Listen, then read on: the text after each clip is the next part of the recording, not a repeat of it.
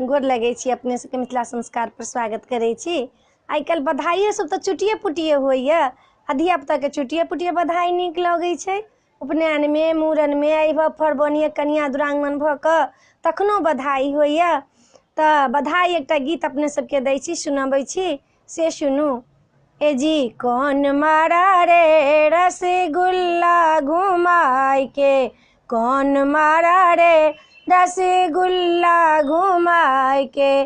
पहला रसगुल्ला ससुर जी ने मारा, पहला रसगुल्ला ससुर जी ने मारा, उनको छोड़ दिया रे मैं तो ससुर समझ के, छोड़ दिया रे मैं तो ससुर समझ के। कौन मारा रे रसगुल्ला घुमाई के, कौन मारा रे रसगुल्ला घुमाई के। दूसरा रसगुल्ला जेठ जी ने मारा, दूसरा रसगुल्ला जेठ जी ने मारा, उनको छोड़ दिया रे उनको भैया समझ के, छोड़ दिया रे उनको भैया समझ के। कौन मारा रे रसगुल्ला घुमाई के।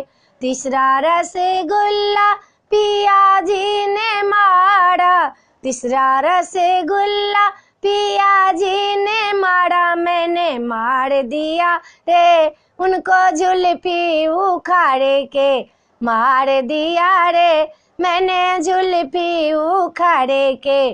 कौन मारा रे रसगुल्ला घुमाई के।